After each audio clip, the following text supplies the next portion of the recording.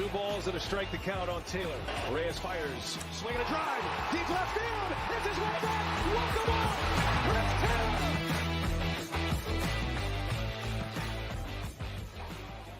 What's up, everyone? Welcome into DodgerHeads Live, presented by DodgerBlue.com, part of the Blue Wire Podcast Network. My name is Jeff Spiegel, joined tonight by DodgerBlue.com managing editor Matthew Moreno. Matt, not the end of the week that we were hoping for. Lots to get to tonight, but give me just sort of the this moment in time emotional check as the Dodgers drop their second in a row against the Royals.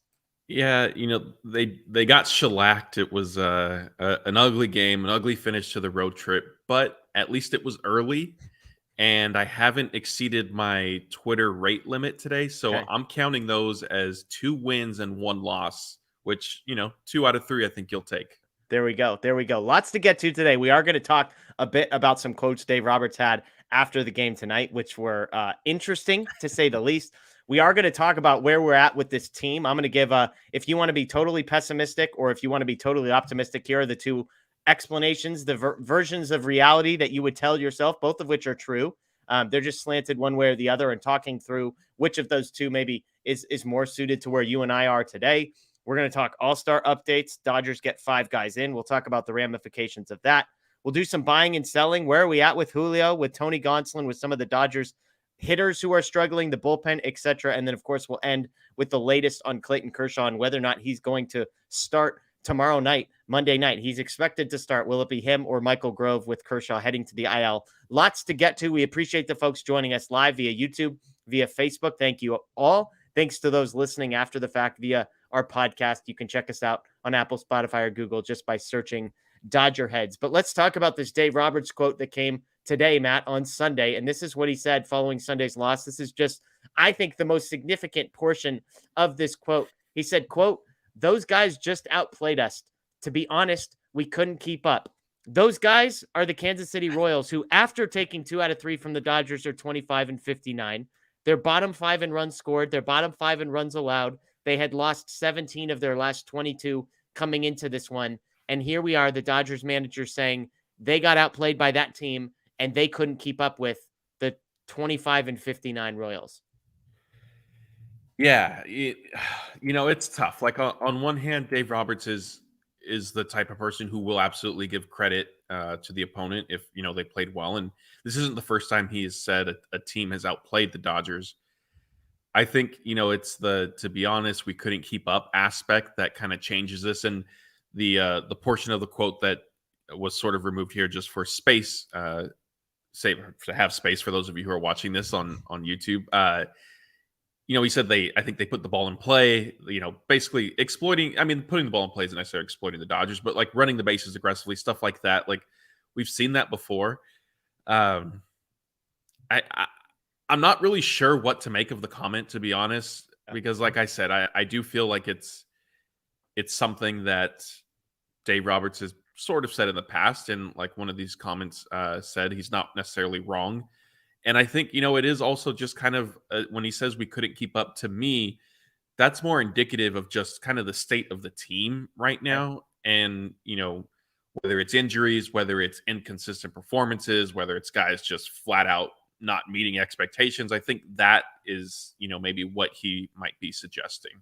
Yeah, it's an interesting quote, and I was trying to make sense of they outplayed us. Duh, you lost 2 out of 3. They scored more runs than you, so that's pretty self-explanatory. Not to mention, as you pointed out, today's game wasn't even remotely close. The we couldn't keep up part is the concerning one, because even with all of the injuries, even with all of the frustrations, guys that are banged up, guys that are just coming back, long road trip, whatever you want to call it, the idea that the Dodgers, quote, couldn't keep up. Now, I have to catch myself, because if you take anything Dave Roberts says literally, you're probably going to be led astray. He often says things that in hindsight don't really mean anything. It was just kind of him talking off the top of his head and not really thinking through the comments. So I tend to believe, Matt, that that's maybe what he was getting at when he said we couldn't keep up. He was just trying to say we got outplayed. We lost 2 out of 3 in a different way. Do you think there's some truth to that kind of interpretation of Roberts' words here? Yeah, maybe. And, I see the comment there from Lewis saying, he's wondering if Dave Roberts highlighting the Royals as playing a different type of game. Is that him voicing displeasure with the roster construction? I think there's potentially something to that. I part of me has wondered. I know, like in our text, like I've kind of floated out there, like half jokingly, like are some of Dave Roberts' decisions like a little bit of a shot at the front office? Is like, hey, this is the roster you guys have given me this year, and as much as there is still certainly talent in the group, there's the depth isn't there when the younger players that you were counting on aren't necessarily producing, and so I don't know if he was, discreetly trying to complain about the roster. I think that's an interesting possibility. And I also, for me personally, that topic, are the Dodgers too home run reliant? Like in the past, it's been an issue. I don't know if it doesn't feel like it is as much this season, even though, numbers may suggest otherwise. But then also the other side of that debate is I feel like once the playoffs come around, teams that hit the most home runs in the playoffs, like more often than not, at least make the World Series, right? Yeah. So it's like there's all this complaining about, oh, they rely on home runs, and then you get to October and it's like, well, actually, you sort of need to hit home runs. And, that being said, I do think it's no coincidence that in 2020, the Dodgers are also very good situationally in the playoffs and they ended up winning the World Series. So I think there needs to be some blend. But yeah, back to Lewis' question, I think potentially there could be some of Dave Roberts maybe trying to pinpoint or at least bring to light the team's overall approach and perhaps maybe some roster construction stuff. Yeah, I struggle with that. And I see, Michael, we've got a super chat. We're going to get to that here in just a moment. So we appreciate that. I just struggle to believe that it's a roster construction issue because a pitcher's inability to hold a runner on is not a roster construction issue. That's a coaching issue. And so if he's really critical of some of those types of things, I mean, is he critical they don't have enough team speed? Because they have enough speed. I mean, like Freddie Freeman has 11 steals. So Mookie Betts should be able to steal bases. James Outman should be able to steal bases. DeLuca. They have guys who can steal bases. They just don't have pitchers who can hold guys on. If we want to talk about contact rates, sure. But I think even Dave Roberts would have to acknowledge that on the offensive side of the ball, having to trust some rookies was not necessarily entirely by design. And yet also it's part of having a holistic roster approach where at some point, like, you're going to have to do this for a year or two in order to reset some things and give young guys a chance to see if they can prove. So I don't know. I tend to think Dave Roberts isn't critical of anybody as far as from the front office. I don't think there's this like conspiratorial rift between the front office and Dave Roberts, and Dave's trying to get out at Andrew Friedman saying, hey, if you only would have given me better players. I just think if I had to choose, it's Dave Roberts using words to say nothing. And I think that's kind of what he does. He doesn't really want to say anything of substance. I think, some people are like, hey, why did he have to say these things? I hated that he said it, I think was the quote. I kind of like that there's a little bit of fire, a little bit of like, hey, yeah, we sucked. Like we weren't good enough. It needs to be better. He wasn't that strong, but I think it's kind of along the same line. So let's get to the super chat for Michael real quick. And I'm getting to it, A, because it's a super chat, and B, because it was on my list of things to talk about tonight, but I'm not going to complain that we're getting to it before the 10-minute mark. Michael says, Barnes is a centuries bad player and a bad game caller. Matt, I had this in buying or selling, but I'm going to move it up now. Here's my Austin Barnes statistics for you. Today, he got his 10th hit of the season. That was in his, he's now up to 105 plate appearances. He has 10 hits. His weighted runs created plus, I've used this number a lot. Many of you are probably familiar with it.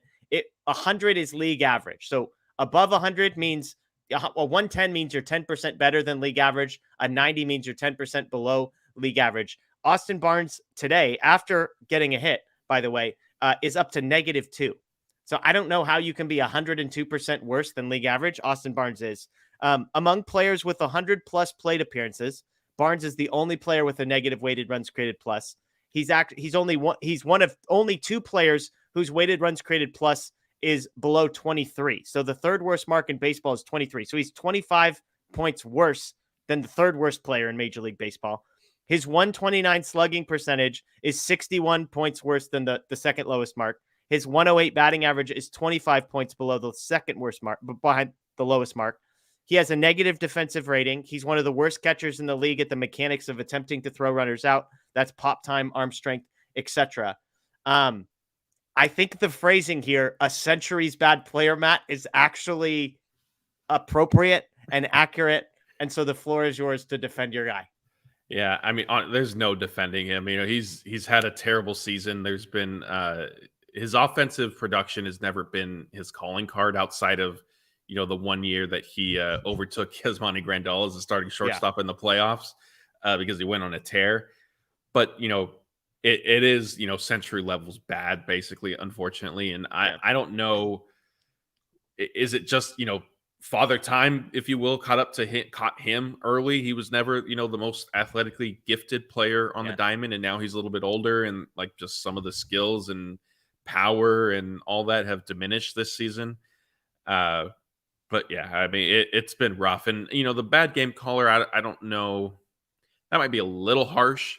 I think he still is okay with that. And I know at least, in the clubhouse, he still certainly has the respect of his teammates and definitely the pitchers. Yeah. Yeah. I mean, he is 33 years old, as you pointed out, just turned 33 a couple months ago.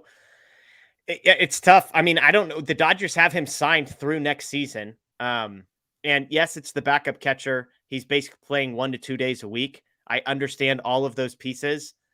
I know he's respected in the clubhouse. At some point, do the Dodgers have to make a change there? I mean, they have a guy, Hunter Fiducia, who I'm not saying is like a future all-star at the catching position, but he's a catcher. He's at the AAA level. He's tearing the cover off the baseball. He's not a prospect, so he could easily come up and just take Barnes' spot. Barnes isn't providing you any real value from a speed perspective. He doesn't really have much defensive versatility. He's not a pinch hitting option. As we pointed out, he's not an upgrade defensively over Will Smith. I just don't see what his role is long-term besides like a guy that they just like having around in the clubhouse. Because I mean, I've said it multiple times. I actually don't think, and appreciate's the wrong word, I don't think we acknowledge how bad Austin Barnes has been. Like a 3-something OPS is historically bad. A -2 weighted runs created plus in July is historically bad. And this is just who he has become over the last couple of months. So, I mean, I'm not saying it's likely. If it were up to me, I've seen enough personally, and I don't know the dynamics personality-wise, and obviously I know he's respected, but like for a team that kind of needs to get every inch that it possibly can, I think Hunter Fiducia is a clear upgrade over Austin Barnes. Maybe that ruffles some feathers in the clubhouse. Maybe it fires some guys up and it says, hey, we're not screwing around here. Like, this isn't just what you've done for us 5 years ago. You just get to stick around. Maybe it's an injured list stint where you say, hey, Austin, can we throw you on the 60-day IL, call up Fiducia, and like, we'll figure something out in the offseason. Like, I don't know what the path forward is. If it were up to me, I'm not expecting this to happen. If it were up to me, he'd be gone. Yeah. I mean, that's certainly fair. I don't see that happen. I know you just admit, I don't see it happening. I don't see it happening. So I'm not anticipating any sort of potential change with Barnes until, frankly, the offseason. With Fiducia, I think as much as he's performed well at AAA, I don't see the Dodgers. If there's a potential for an IL stint, then maybe, but they're not going to basically cut him, release him type thing without seeing what Hunter Fiducia could do at the major league level, without knowing. And I think that's a fair stance to take because you never know. I mean, it's different for everybody, and he's not a hot prospect by any means, and so there's even more kind of guessing and hoping that things will pan out for him as opposed to a Bryce Harper when he was coming up through the minors, right? Like it was more or less a sure bet on what type of caliber player he was going to be. But yeah, I mean, it's been rough, and there is no defending it, and it's unfortunate. I think there are some positive traits that Barnes has to him, but they're certainly being overshadowed by his historic struggles at the plate. Yeah, and look, people have historically said, hey, Austin Barnes, good defensive catcher. If you look at pop times, Will Smith is 8th in all of Major League Baseball in pop time. That's at a 68 eligible catchers there. Austin Barnes is, I think, like a middle of the pack type of a guy when it comes to pop times. Yeah, he's 50th out of 68. When you talk about arm strength, Austin Barnes is dead last. When you talk about exchange rate, Will Smith is 7th in all of baseball. Austin Barnes is 8th. So you've got Will Smith has a better pop time, a better arm strength, and a better exchange rate than Austin Barnes. So all three levels of the mechanics of trying to throw a batter out, a base runner out. Now, of course, none of this has mattered because the Dodger pitchers are so bad. So maybe we should stop talking about it. But Micah, we appreciate the super chat. We appreciate the comment. We are going to get to some questions towards the end of the show. But if you do want to get your question answered ASAP, throw it up as a super chat. We'll stop whatever we're talking about and get straight to it. Let us rewind a little bit. And I want to talk big picture about the Dodgers. And I know I was on Twitter today kind of saying, hey, it's July 2nd. Let's take some deep breaths. The Dodgers are 3.5 games out of first place in the division. Like, we don't need to go into overdrive in the panic machine. At the same time, I think there is real reason for pessimism. And so as kind of a segment for the show, Matt, I want to read you two, what's the right word here? Rants, if you will. I'm going to give you the pessimistic rant about the Dodgers, and I'm going to give you the optimistic rant about the Dodgers. And the fun thing is, both of these are true. Neither of these is making up false statements about the Dodgers. Both of these are taking reality and just interpreting them through optimistic or pessimistic lenses. And then at the end, I'd love to hear from people in the chat, and I would love to hear from you, Matt, which of these two makes more sense to you. So I'm going to start with pessimistic. Okay. Here's what somebody who is overly pessimistic about the Dodgers could say, and all of this would be true. The Dodgers just lost 2 out of 3 to the second worst team in the league. They went 3-3 against Colorado and Kansas City overall. They have 0 starting pitchers you feel good about right now.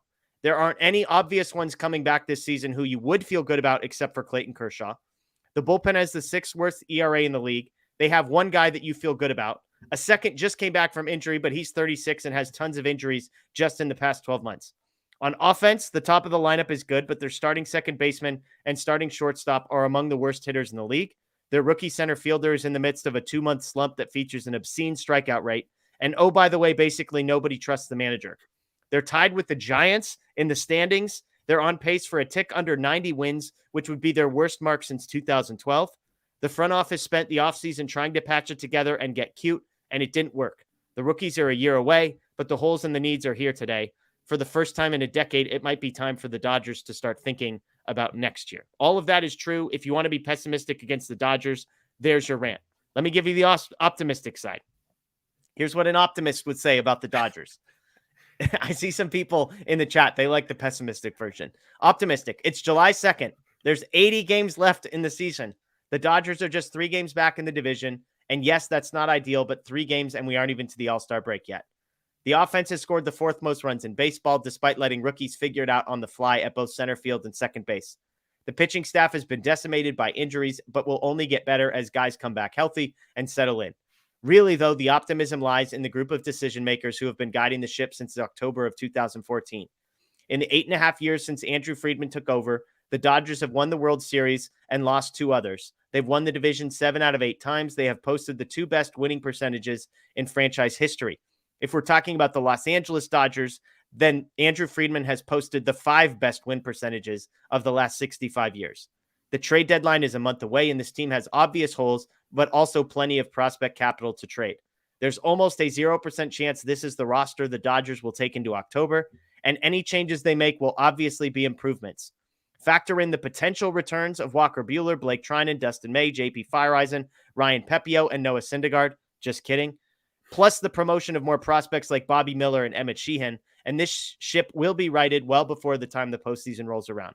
Oh, by the way, Vegas still has the Dodgers as the 3rd biggest favorite to win the World Series and a minus 145 favorite to win the NL West. So if Vegas isn't panicking, then maybe we shouldn't be either. Both of those are accurate. You can choose which one you would like to believe. I'll turn it over to you, Matt. Which of those? I don't expect anybody to live. Well, I should say there's lots of people in the chat that I'm sure live entirely in the pessimistic view of things. For you, I'm not saying you have to live exclusively in one and not the other. Which of those resonates more with the way that you're feeling today? Definitely the more pessimistic side. And that being said, I'm going to pull a Scotty and say I am feeling down the middle. Like I definitely can see both sides. And, I'm not necessarily panicking. I think I've reached the point where this is just kind of who the Dodgers are, at least right now. Good enough to go on a roll, bad enough to lose a series to the Royals. It's just the current state of affairs. Like you said in the optimistic messaging, I don't want to call it a rant because that carries a negative connotation. There are guys coming back. I think I would then push back against that and say we heard the same thing last year, and then Walker Buehler had Tommy John surgery. And so, and I know you personally, I know me, some of our staff and probably some of the fans are also like Dustin May. Like, are we really counting on him? Probably not. But yeah, I don't want to play, middle of the fence, but that is where I am. But if I needed to pick one, I definitely am feeling more pessimistic than optimistic, just because I think so many things need to go right for this team to ultimately, win a World Series, which is their goal. Like, are they good enough to win the NL West? Absolutely. Are they good enough to make the playoffs? Absolutely. But as we've discussed over the years, as I've brought up, especially with the trade deadline, the Dodgers don't make those moves. Their focus isn't necessarily the regular season. That's not to say that they take it for granted by any means, but it's just that there's a bigger carrot for them at the end of the day. Yeah, I agree with you. The goal is to win a World Series, and that's the measuring stick against which, we should be comparing them.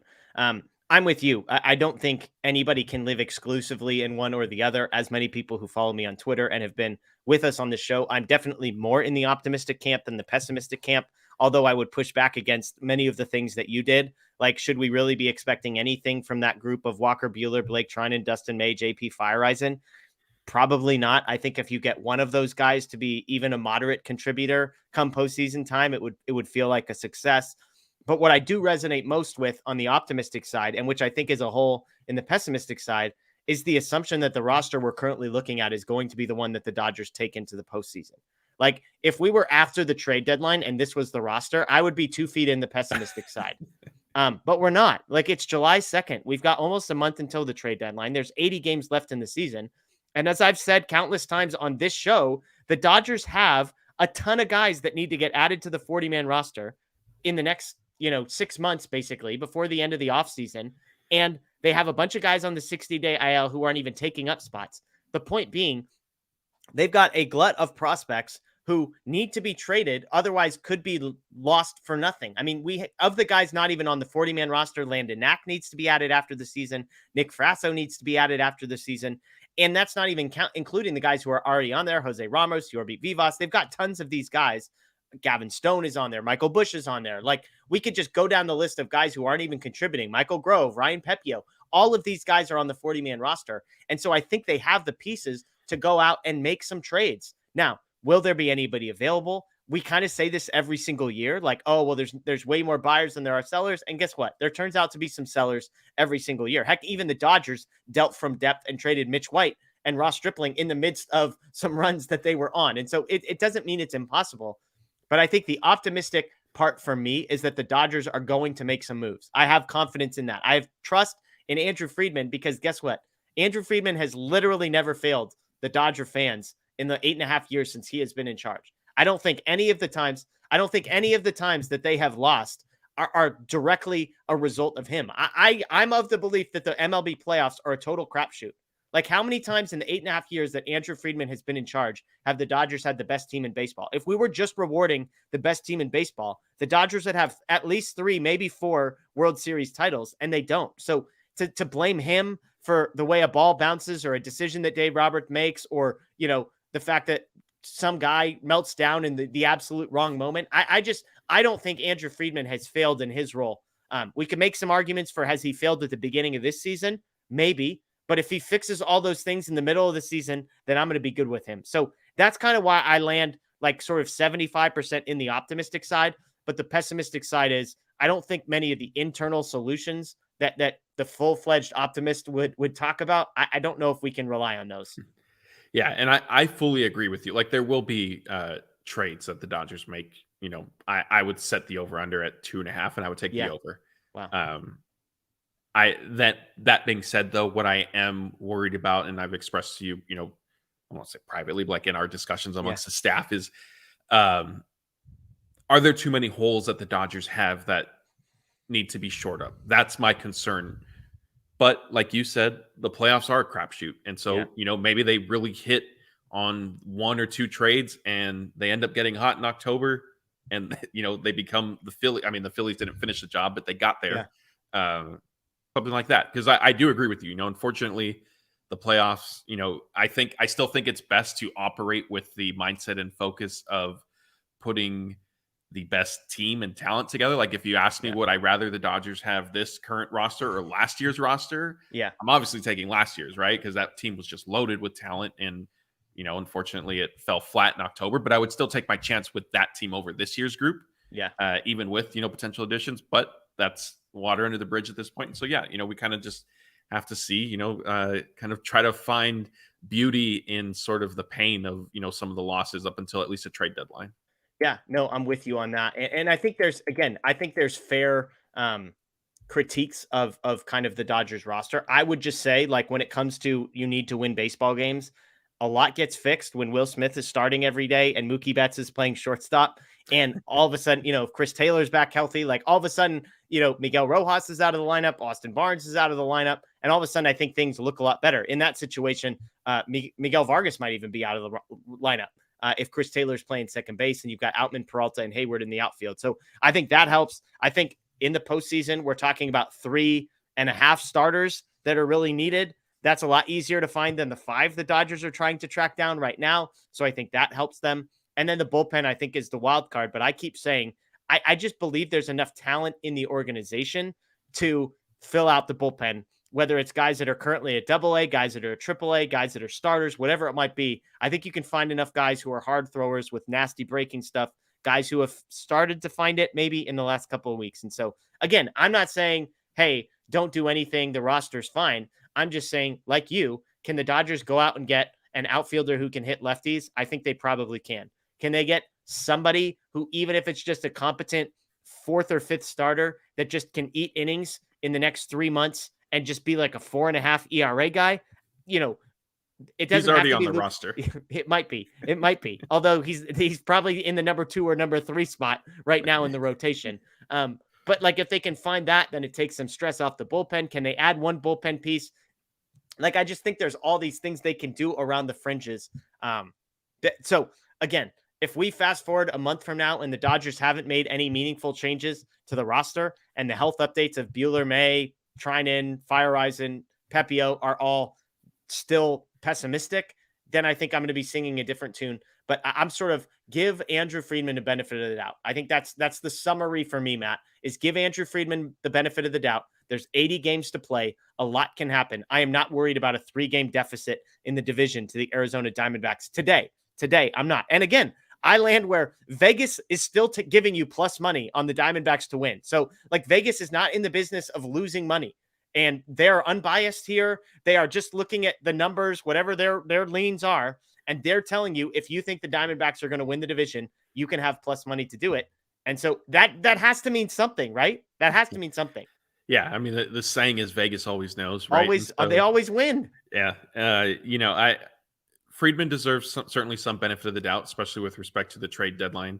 For me, and keeping with the Vegas tone, and it'll be a little ironic because I'm not a gambler by any means. It honestly, for me, this season, dating back to the offseason and then into this year, Dodgers, in my opinion, basically been playing like high stakes poker, right? Where they're trying to hit on this card, this card, this card, this card. Yeah. So far, it's been, I think, probably busting more than hitting. Yeah. But there's still time to sort of turn that around. And if you hit at the right time, you end up winning a World Series. Exactly. They've made blockbusters in the past. Let's see if Andrew Friedman can string some things together here as we go.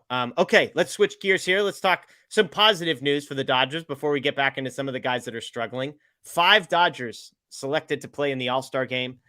3 starters, Mookie Betts, Freddie Freeman, JD Martinez will all start the game. Will Smith named to his first All-Star game. As I predicted, as Matt Moreno tried to troll me, I think, and get me nervous about whether my guy Will Smith would make it. And then, of course, Clayton Kershaw, number 10, 10th All-Star appearance selection for him.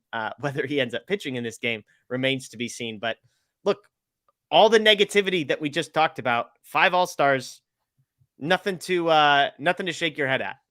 Yeah, definitely not. And, you can make the argument that, and you did on our Will Smith video, that Evan Phillips should have been included. And of course, there's still time to potentially add players because there's injury replacements. I agree with you. Like, even if Kershaw isn't necessarily on the IL come the All-Star break, I still don't see him throwing a single pitch in that. Yeah. Honestly, I don't even know if he'll travel up to Seattle. I think it might just be, hey, I'm sort of withdrawing for health reasons. But yeah, 5 is a lot. And like I said, there could be 6. And I think that still just speaks to, there's never been a question of the Dodgers, I think, top end talent. And that's what this is sort of indicative of. JD Martinez is a little bit surprising. I know we touched on that one, at least for me, just because I didn't expect him to hold off Bryce Harper in the DH spot, but credit to him. And, he's had a strong season first year with the Dodgers. So, yeah, it'll be good. The All-Star game is always more entertaining when, at least for us, because when we can cover it and there's more Dodgers involved. Yeah, no, absolutely. And I mean, it is interesting. You mentioned JD Martinez.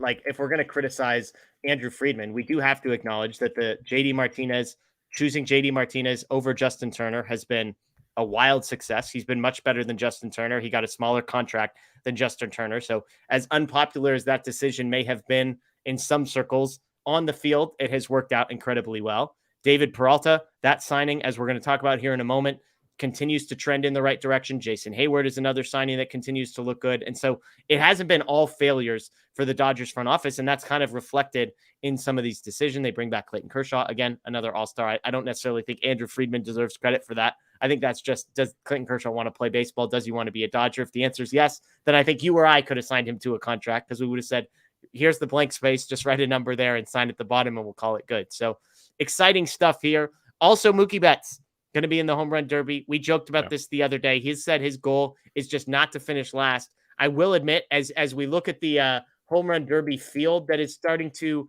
accumulate, Pete Alonso, Julio Rodriguez, Vlad Guerrero Jr., Randy Arozarena, the prediction of not trying to finish last, Matt, is getting a little dicier as you look up and down that field. A little bit. I think he has the edge over Arozarena, though. Okay. And Julio Rodriguez a little bit. I am a little biased in saying that because I saw when I was covering it, the Derby at Dodger Stadium last year, he struggled at least early on.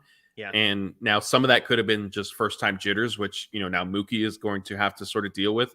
Yeah. But with Julio Rodriguez, he's also going to be facing, some pressure from being the hometown representative. And either, Todd Frazier, when he went crazy against Jock Peterson in Cincinnati, like sometimes it can fuel you. Sometimes it can be, a little too much. The lights get a little too bright. Yeah. But I don't think Mookie will finish last. Yeah. And still a few guys, I believe they finished with 8. Is that right? 8 guys in the Derby? Yes, I'm pretty sure. Yeah. Okay. So we've got 3 left to be announced. So maybe those are the 3 scrubs that Mookie's going to finish ahead of. But look, if you're going to bet on, I got to imagine Pete Alonso is like minus money here. He's got to be the heavy favorite. So we'll be in Vegas. Matt, you going to throw down some money on Pete Alonso to win the home run derby? I do not bet a single dollar. To me, you might as well light it on fire. I do zero betting. I hate losing, period, at anything. And I especially hate losing if money's involved. So I just avoid gambling at all costs. Okay, there you go. Well, let's talk buying or selling. And this segment, I want to be clear about, is not about it's more to do with relative to where a player is today. So the first person we're going to talk about here is Julio Urías. And when I say, are you buying or selling Julio Urías? Look, Julio Urías is down bad right now. 4.94 ERA on the season. FIP, expected ERA, both say that number is about right.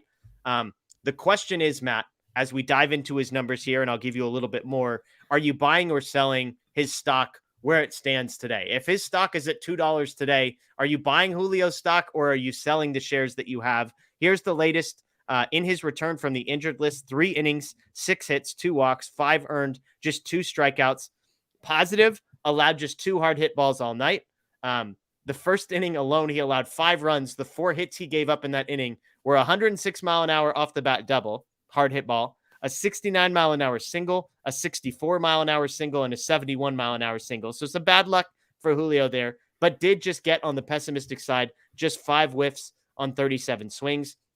On the season, strikeout rate about the same as last year. His walk rate is down. He's allowing home runs at a career high rate. This number kind of blew me away. His career rate is 1 home run per 9 innings, roughly. Last year was the first time that number was ever over 1. It had been under 1 every year. This season, it's 2.16. So it is more than double his career rate. Fastball velocity, basically the same.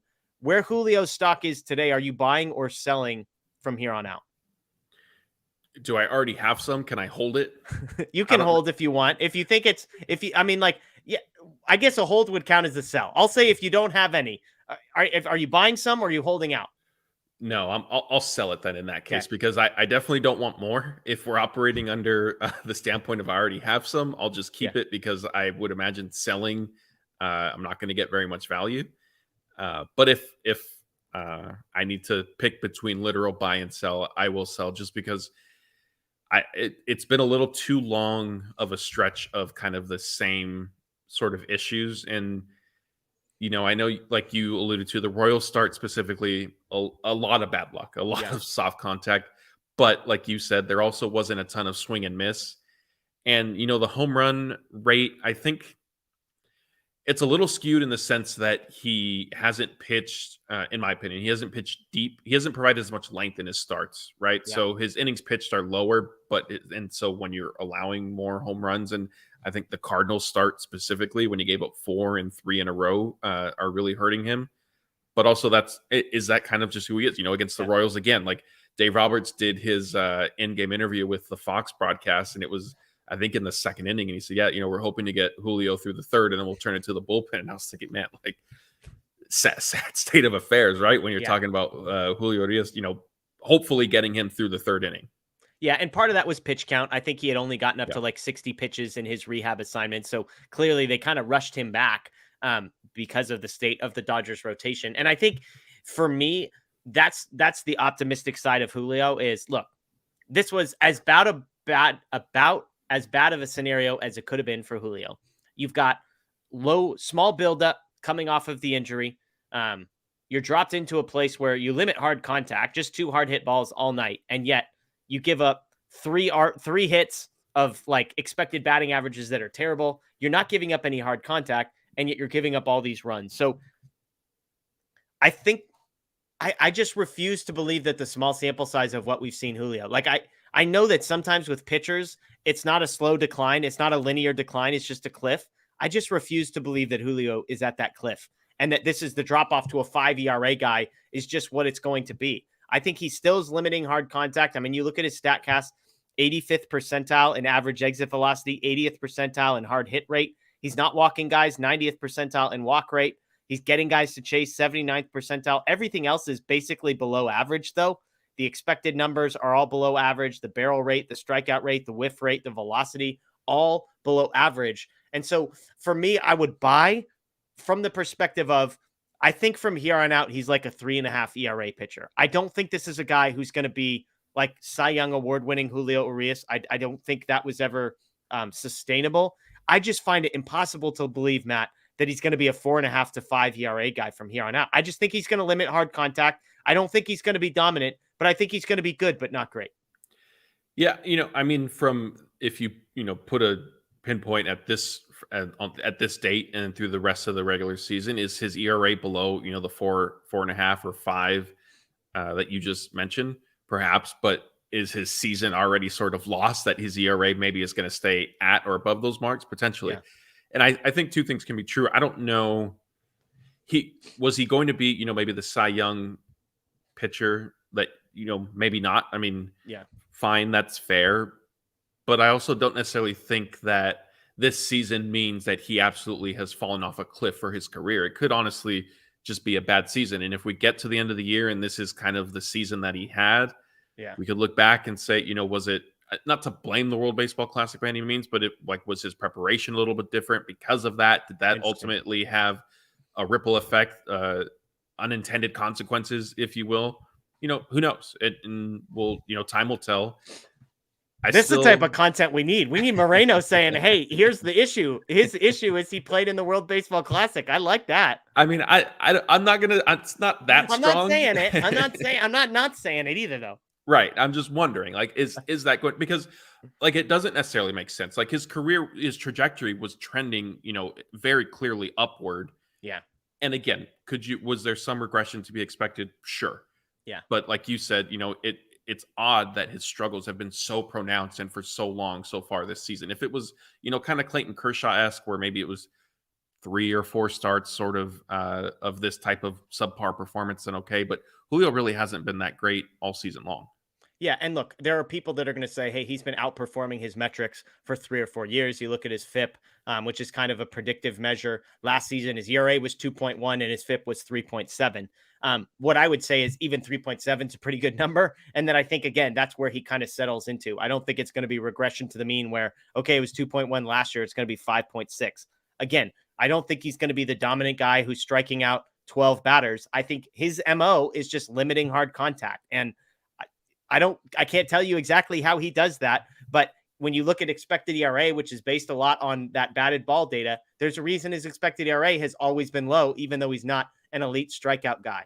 And again, his strikeout rate this year, 8.49. Last year is 8.54. That's not a good number, but again, his strikeout rate and his walk rate, basically the exact same as last year. The ERA is just 3 runs higher. So I'm buying Julio stock. Again, I'm not buying it expecting it to go to the moon, so to speak. I think we're going to get modest gains on our Julio investment. And for what it's worth, I literally traded for Julio Urías in my fantasy league a week ago with Daniel Starkin. That trade has been a disaster so far. Daniel's literally selling Julio Urías, in case you're wondering. I'm buying. I also got Shane McClanahan, who lasted 3 innings, got shelled, and then ended up on the injured list. So heck of a trade for me. Starkin fleecing me yet again.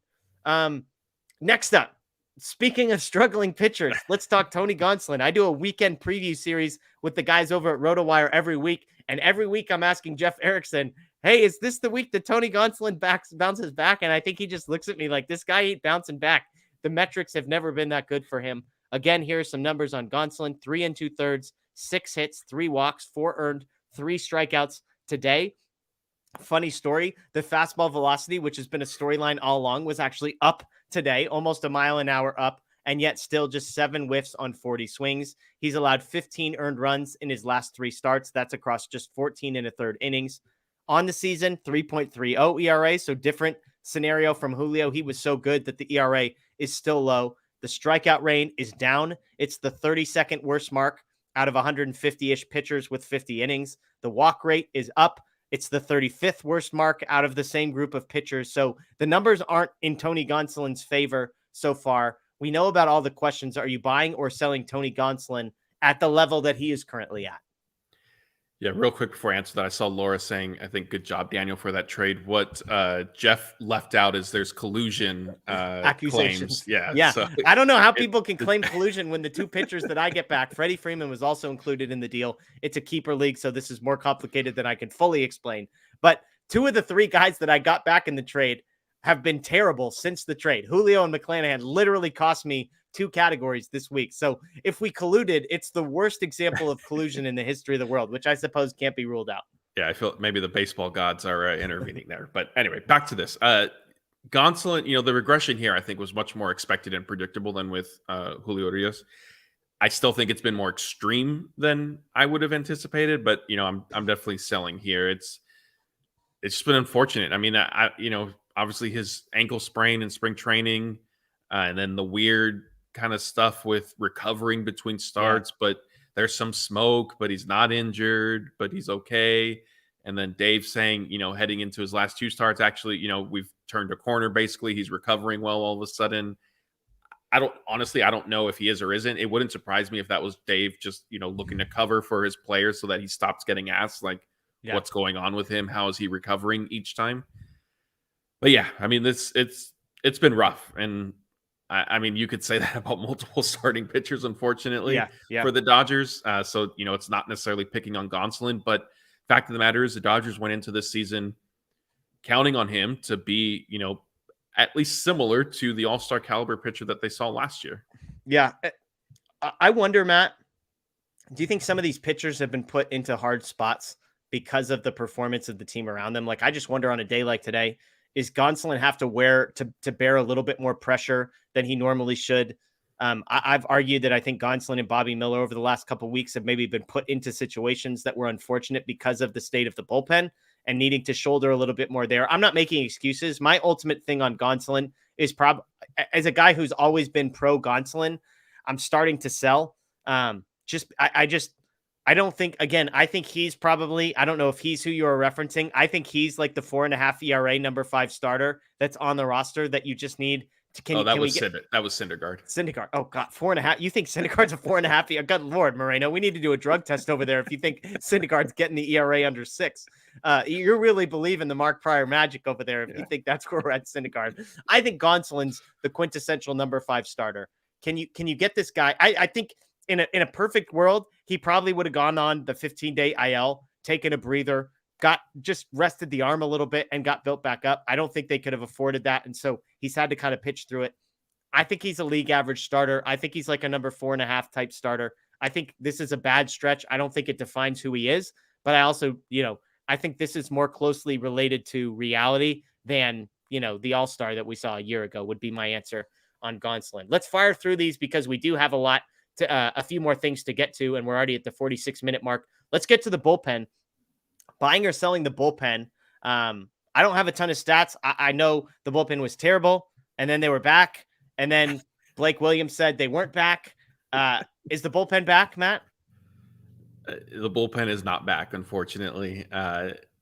Again, I mean, similar to some of the other discussions we've had tonight, like it's kind of just they are who they are, at least right now. Daniel Hudson hopefully can be a nice shot in the arm. He did have a good first appearance against the Royals, but like I said, when we were discussing Hudson coming back, my whole thing was, yeah, that's great and all, but if the Dodgers are losing, like what difference is he going to make? Like he's not. He's a late inning relief pitcher. So yeah, bullpen. You ready for a zag, Matt? You ready for a zag? Prepare yourself. The bullpen is back, baby. The bullpen is back. In the last 15 days, I only 3 Dodger relievers have allowed earned runs in the last 15 days. Like I think the bullpen was on this incredible stretch, and you could look at the overall numbers and say, hey, they've struggled. You know who's struggled? Victor Gonzalez has been terrible for the last week and a half. Nick Robertson is not good. Didn't belong at the major league level. If you take those 2 guys out of the bullpen, just those 2, I'm not saying you have to remove like 7 guys, just those 2. The only other relief pitcher who has allowed any earned runs in the last 15 days is Ryan Brazier, who's allowed 1.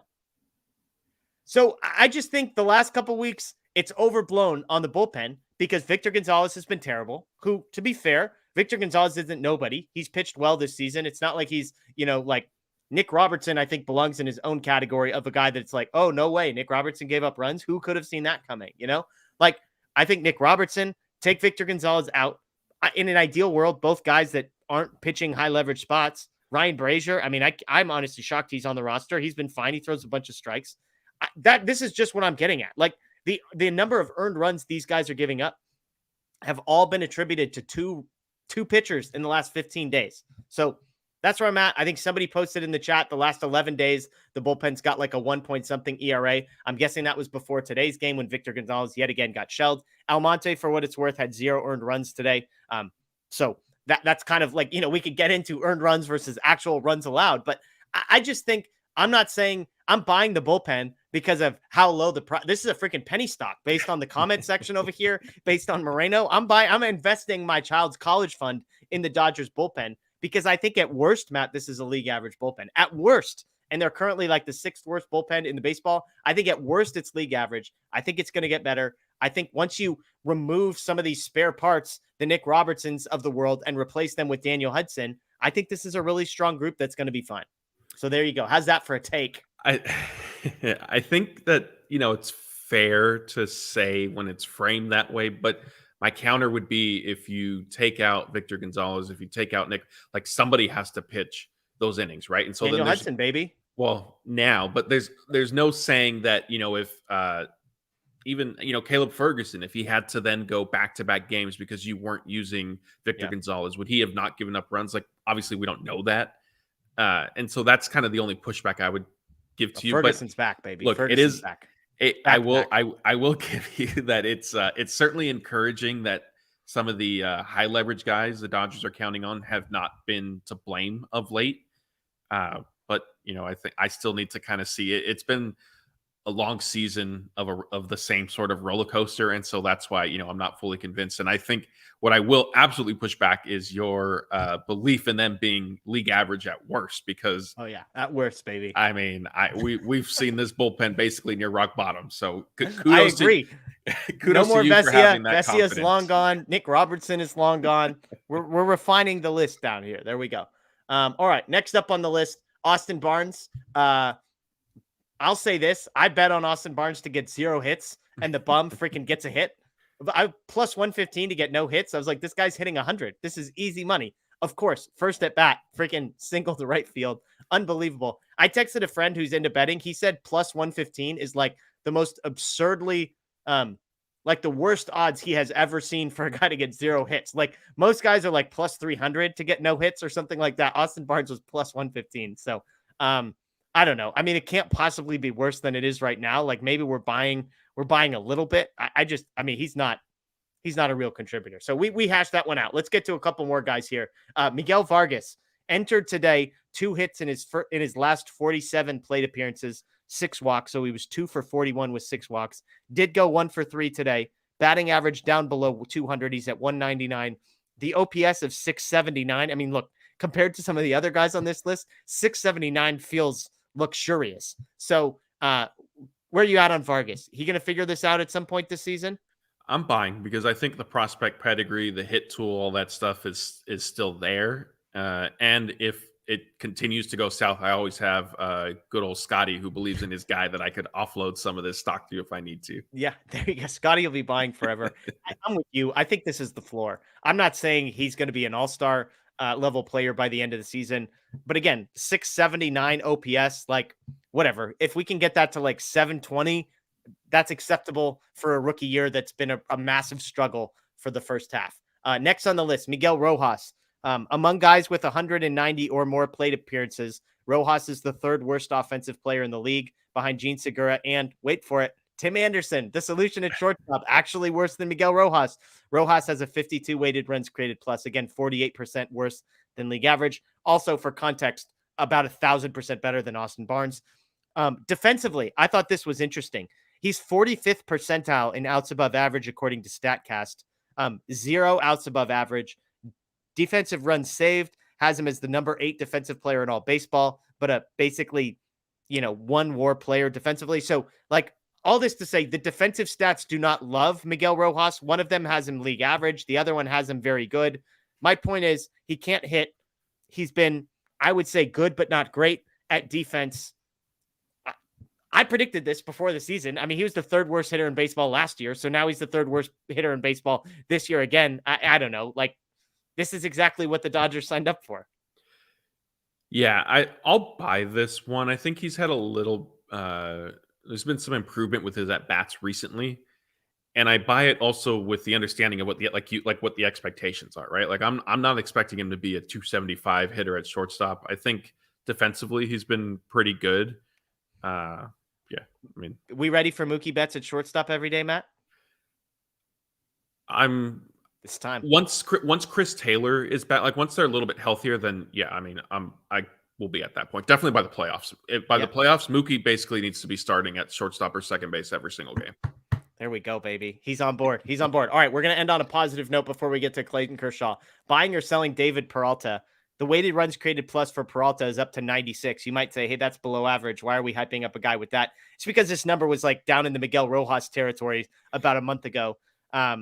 He's the 2nd best hitter on the team the last 30 days, and that was before his 3 for 4 today. It's hard to dislike anything about what David Peralta has been for the Dodgers the last 30 to 45 days. He's been everything they asked for and more. So on the season, again, he's basically a league average offensive player who's playing solid defense, which is pretty much what they paid for. But if you think he's going to be above average from here on out, I'm not saying he's going to be like a 160 weighted runs created plus like he's been for the last 30 days, but I'm buying the crap out of David Peralta stock from here on out. Yeah, I'm with you. And, he's had his detractors still, even as he was performing well. I felt like there were still people saying, why is he playing? What's he doing in the lineup? This and that. But, yeah, now we're seeing it really. I mean, he was definitely trending in the right direction. He was doing what he was supposed to do in a platoon role that the Dodgers had him in. And now, he has us saying, hey, Mookie needs to be playing middle infield so that Peralta and, Hayward as well can make more regular starts out there. Yeah, absolutely. Absolutely. All right, let's get to one last topic here. Enough buying and selling. Let's talk Clayton Kershaw before we get to some questions. We are recording this on Sunday night, Matt. The question is Clayton Kershaw going to be starting on Monday night as expected, or is he going to be heading to the injured list retroactive to his last start? What's your prediction on how this plays out? I see him going on the injured list, mainly because Dave Roberts said after Sunday's game that Michael Grove was basically going to be in LA on Monday and either be on the taxi squad if Clayton Kershaw was able to start or be activated because Kershaw's going on the IL. And I don't think that then doesn't leave wiggle room to shift things around and push Kershaw back, maybe to try and buy him a day or two and avoid the IL. So yeah, I see him going on the injured list. That was my expectation all along. I think they wanted to give Kershaw kind of the respect and potential to sort of work his way back after the cortisone injection, but he's been limited to throwing from flat ground now 2 days in a row. Like he hasn't thrown a bullpen session between starts like he normally would. So I just don't see him taking the mound. Well, and when we were talking earlier, you were like, he hasn't even thrown a bullpen. I'm like, what are you talking about? Dave Roberts said he threw today, and you made a great point. So walk me through sort of the interpretation, because I think what Dave Roberts did say and the clarifications you made to me are actually incredibly significant and actually make this seem like it's a pretty obvious decision. Yeah, so basically Saturday and Sunday, what Clayton Kershaw was able to do was play catch. Yeah. I think Saturday I saw footage of him doing it out in the in the outfield. Sunday, I thought I saw him in the bullpen, but not off the bullpen mound. He was like short, about halfway, maybe. He might have then also played catch in the outfield again. But the biggest thing is what Dave Roberts said is he didn't, I think like the quote was spin the baseball, which basically there's no curveballs thrown, no sliders thrown. So he's literally like just playing catch as if, if I said, hey, Jeff, let's catch play, a little catch play. Yeah, a little catch play. Let's go outside right now for a little catch play. And so, on top of not doing a bullpen session, being limited in the type of pitches you can kind of throw from flat ground, again, I just don't see him being in any sort of position to make his start Monday night. And frankly, the Dodgers, they err on the side of caution with basically every injury. Of course, they're going to do so with Clayton Kershaw, who to this point has been their best pitcher.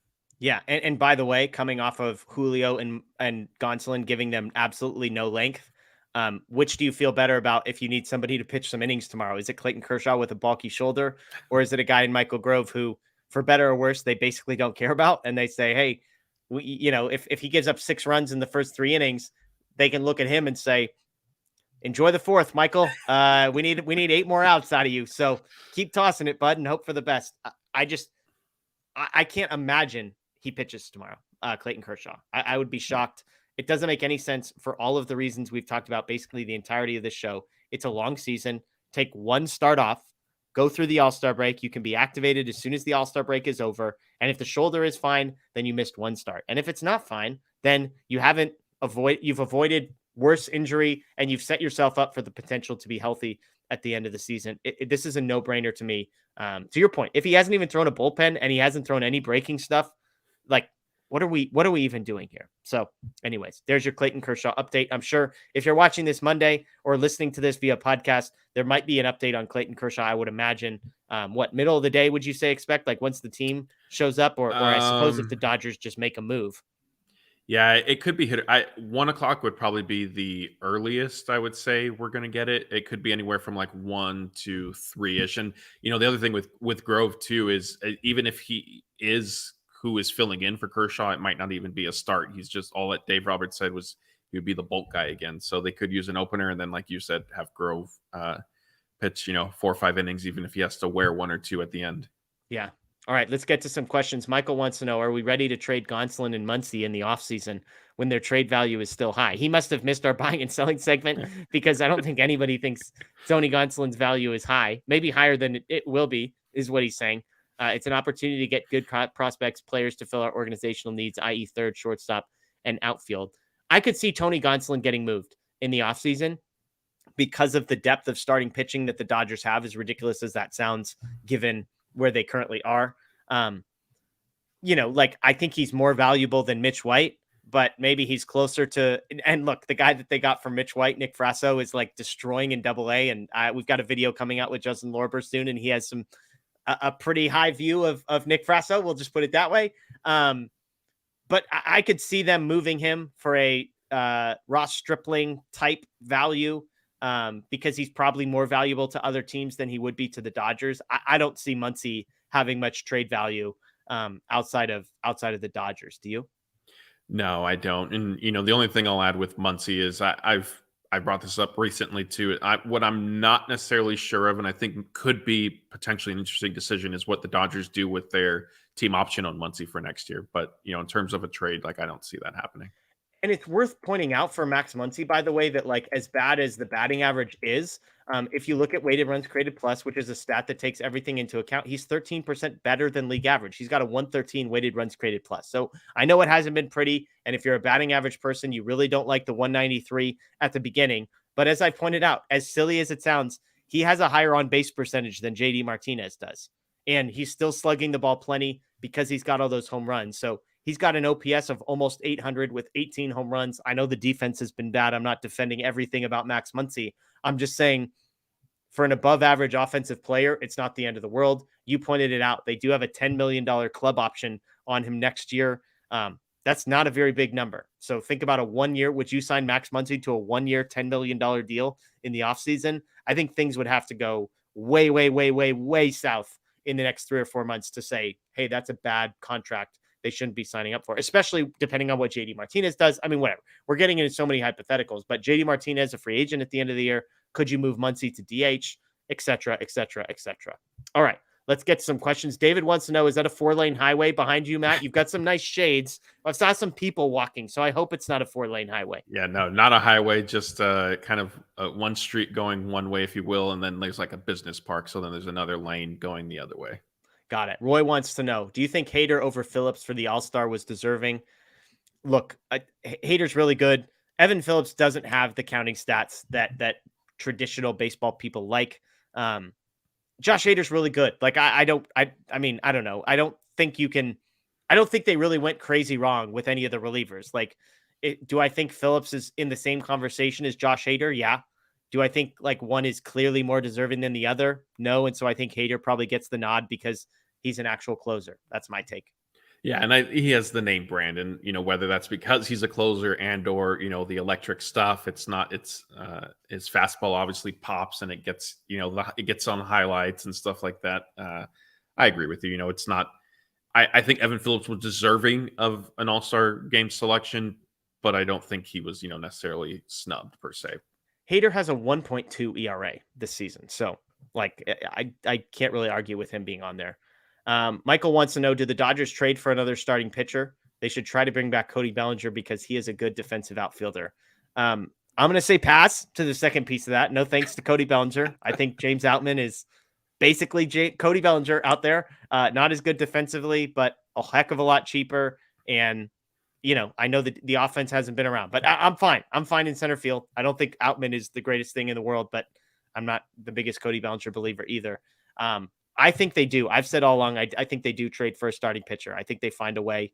I'm hopeful it's like a number 3 type, but I think at the very least, they're going to add somebody that can be a number 5 starter and just eat some innings at the back end of the bullpen. Depending on how the standings shake out, I do think there are some guys to just sort of keep an eye on. There was a big story in The Athletic about Marcus Stroman and the Cubs not really wanting to extend him. The Cubs are currently 6 games under 500, 6 games out of the divisional race, and let's see, 7 games out of the wild card.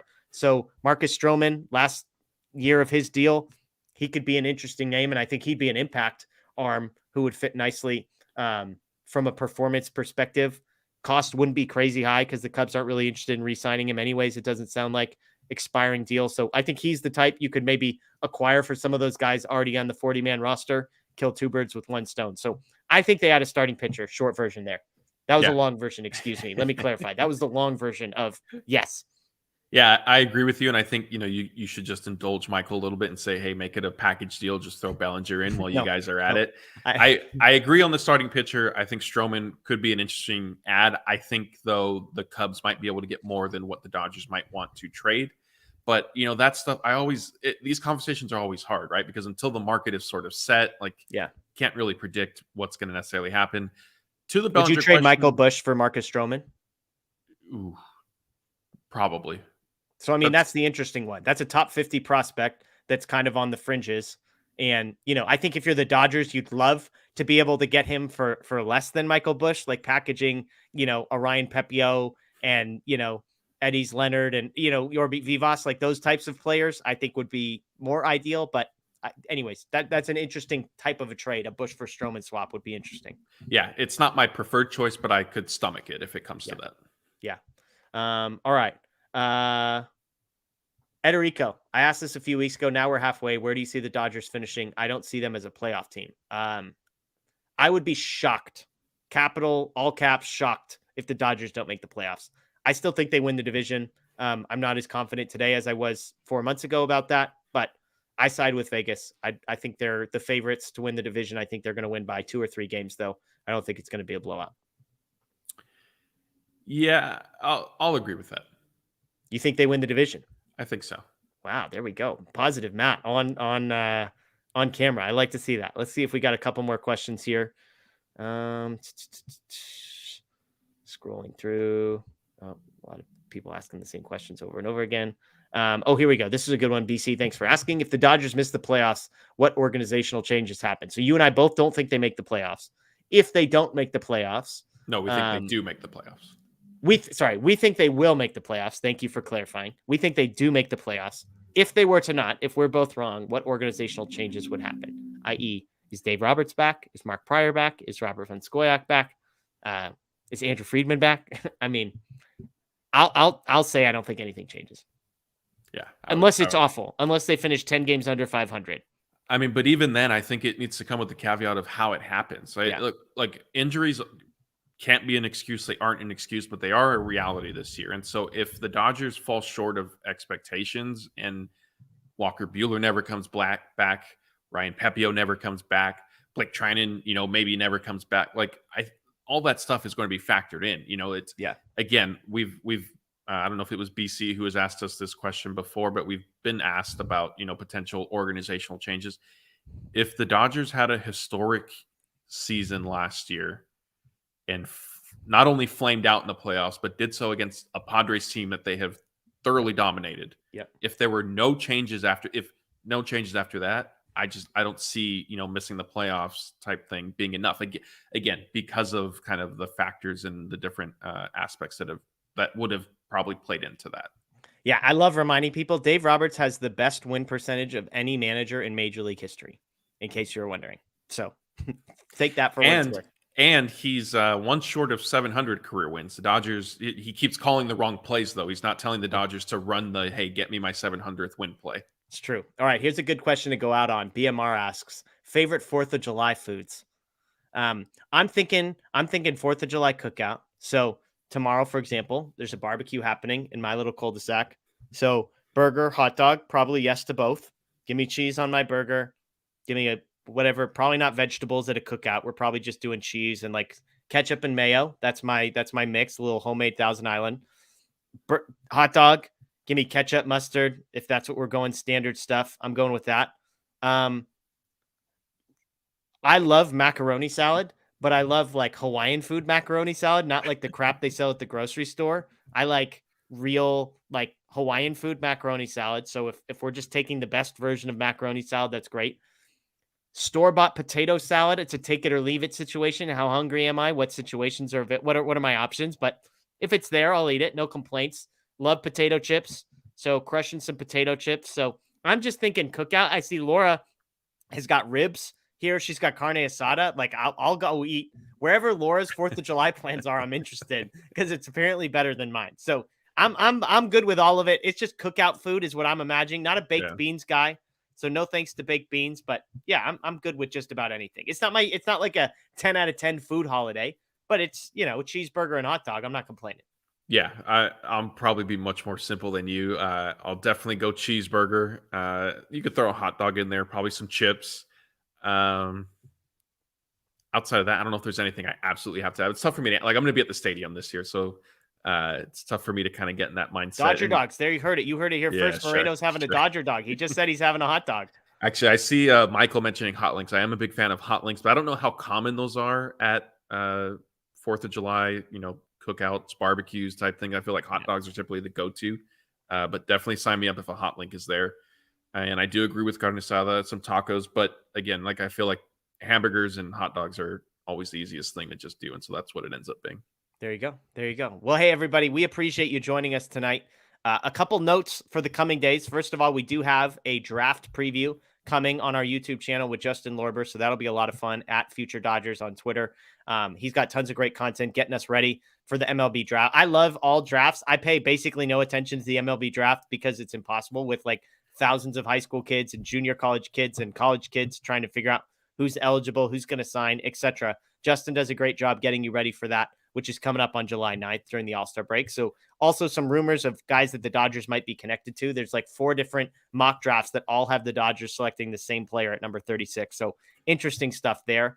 And then we'll be a little bit lighter on some of the content. I'll be on vacation for a few days. So just a forewarning on that. But Matt, myself, the whole Dodger Blue crew, minus Scott, not because we didn't invite him, but because he couldn't come. We'll be in Vegas for All-Star weekend, July 9th through 11th. So tons of great content there coming straight from the Blue Wire Studios and the Wynn Hotel. So you will not be without content. There will be tons of stuff coming. It just won't be featuring my face, which might be a good thing, might be a bad thing, depending on who you are. So we appreciate you joining us again. Check out the podcast, Dodger Heads on Apple, Spotify, or Google. Check out at DodgerBlue1958. Hey, we're on Instagram too, which might be a safer social media platform moving forward. So follow us there. You can follow Matt and myself on Twitter as well. Enjoy the rest of your night. And of course, as always, even after 2 losses to the Royal, Matt, go Dodgers.